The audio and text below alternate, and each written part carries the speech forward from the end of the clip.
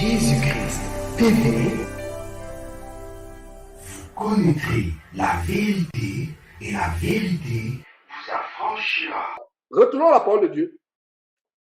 Faites donc mourir les membres qui sont sur la terre. Quels sont ces membres? Le premier membre, c'est sur le plan sexuel. Il n'y a pas de hasard. Ensuite, il y a l'impureté. L'impureté aussi, il y a beaucoup de choses. L'impureté, d'autres aspects sexuels. Même dans les couples chrétiens, il y a l'impureté. Mari et femme, il y a l'impureté. Je ne peux pas évoquer les détails aujourd'hui parce qu'il y a des enfants. Il y a des choses impures. Même dans les couples chrétiens, il y a l'impureté.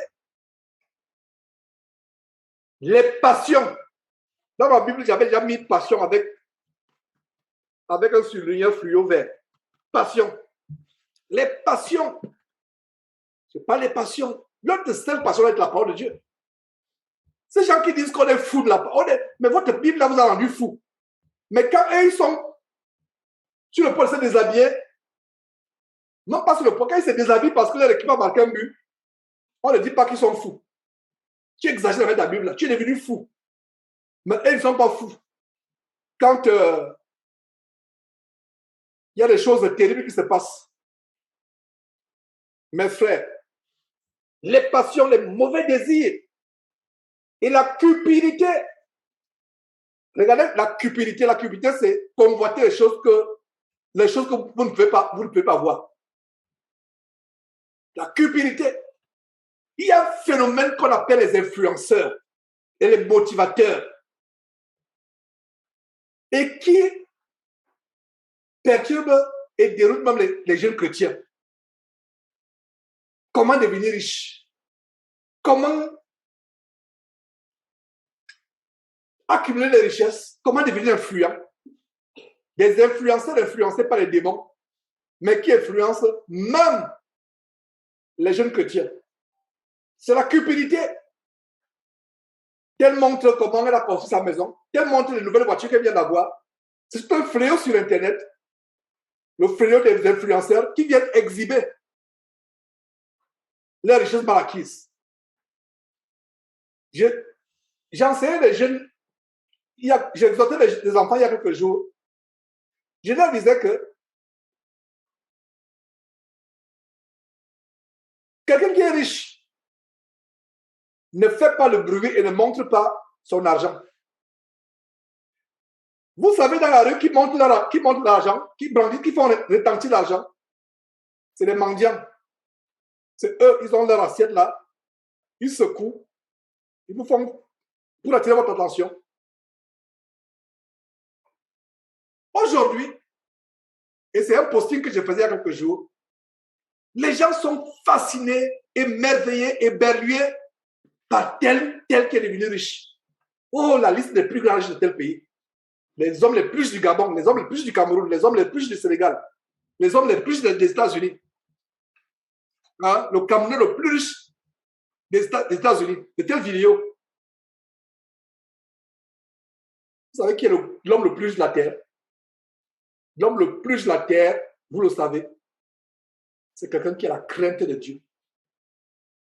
Il est l'homme le plus riche.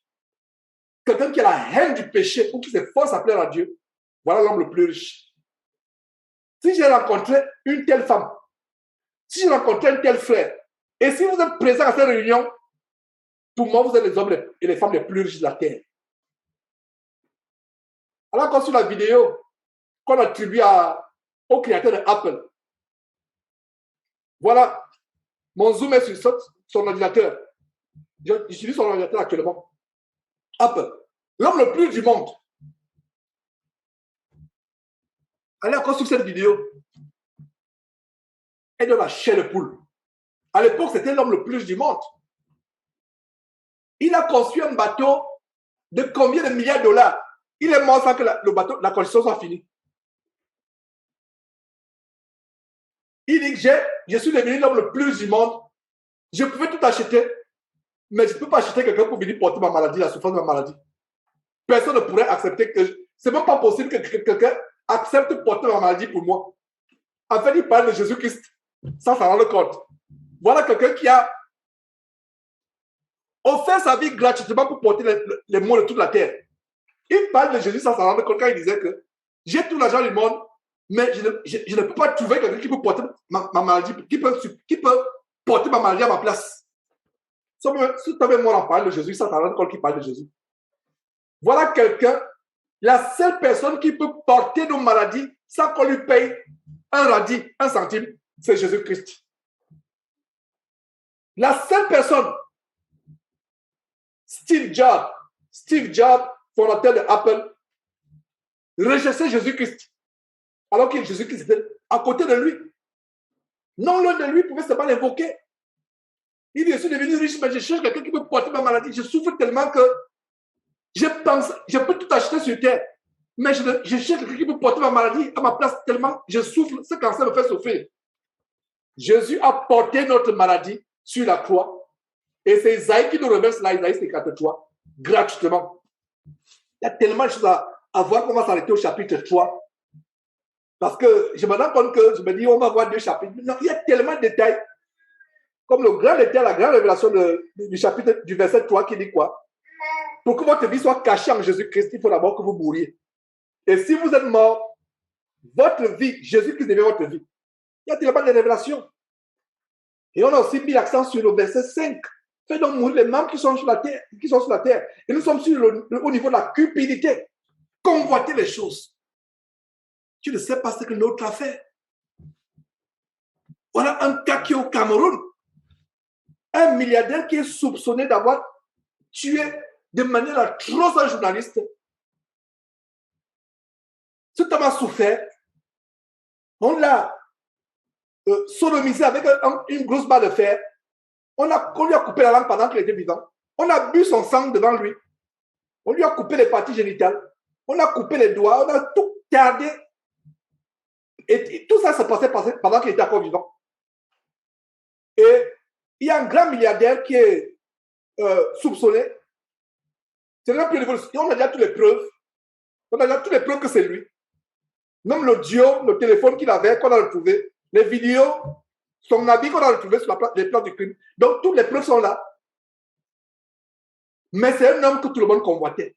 Pourquoi je prends cet exemple? Moi, je me tiens éloigné de ce qui concerne les choses du monde, sauf si ça implique, sauf si ça lie avec les choses de Christ. Et pourquoi j'ai même posté la vidéo hier? Parce que j'ai été choqué de voir comment la plupart des pasteurs, même depuis le Vatican, ont pris pour lui. Ça, c'est quelle prière, ça? Quelqu'un qui est soupçonné avec preuve à l'appui dans un grand meurtre aussi crapuleux, abominable. Les prêtres prient pour lui. Les marabouts prient pour lui. Les chefs traditionnels marabouts. Les imams musulmans prient pour lui. Incroyable. Pourquoi je prends cet exemple?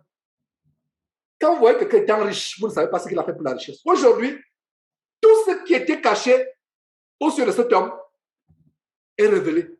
Rien n'est plus caché. Et Jésus a promis. Cet homme était devenu plus grand que le président du Cameroun. Tellement grand, tellement influent. Est-ce que vous savez que sa richesse est une richesse de crime, de meurtre?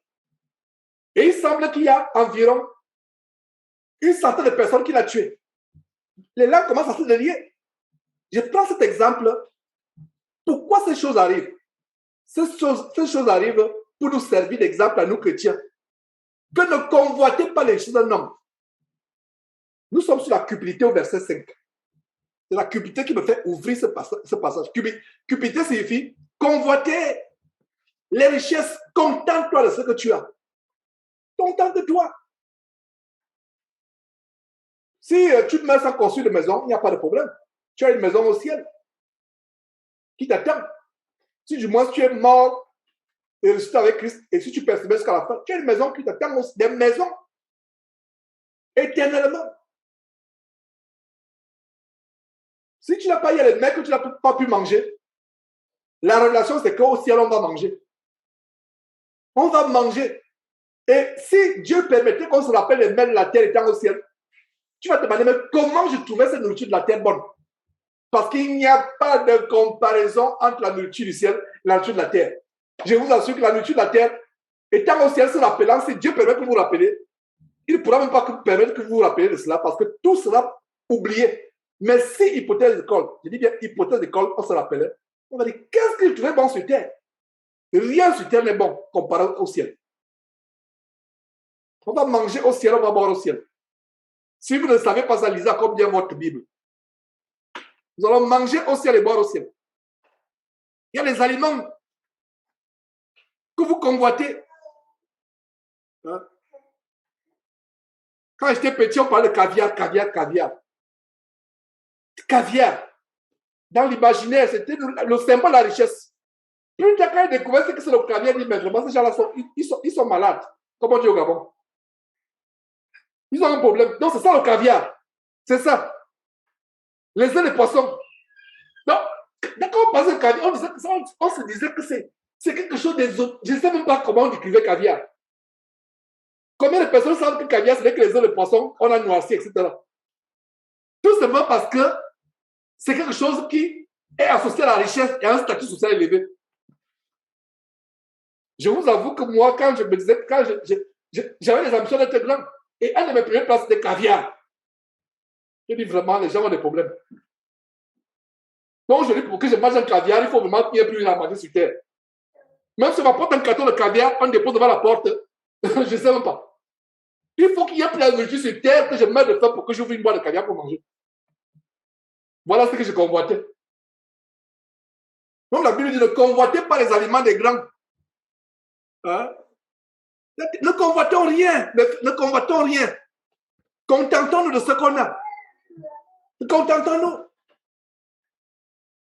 Si vous avez une même chemise 24 heures sur 24 heures ou je ne sais pas, 30 jours sur 30, ce n'est pas grave. Si elle peut être propre, elle n'est pas déchirée. Même si elle est déchirée, que c'est la seule chemise que vous avez. La gloire de Dieu va nous vêtir au ciel. La gloire de Dieu. Tous ces sapins congolais avec leur extravagance, ils seront couverts de quels vêtements en enfer? Ils seront couverts de quels vêtements? Ça commence par V. Oui, vous avez trouvé vert. Le vert qui c'est un point. Voilà leur couverture. Mais nous au ciel, on sera couverts de quoi? On sera couverts de la gloire de Dieu. La gloire de Dieu nous servira le vêtement. Donc, je viens de vous parler de maison. Il y aurait une plus grande maison au ciel. J'ai parlé de nourriture. Au ciel, oh là là, il y aura à manger, il y aura à boire. Je vous parle maintenant de vêtements. Nous serons couverts de la gloire de Dieu. La même gloire qui couvrait Satan. La Bible dit que Satan était couvert de toutes sortes de pierres étincelantes. C'était la manifestation de la gloire de Dieu. C'est pour ça qu'il fait tout il déteste les hommes parce qu'il sait qu'avec Christ, les hommes peuvent aller au ciel là où lui ne pourra plus jamais aller. C'est pour ça qu'il fait tout.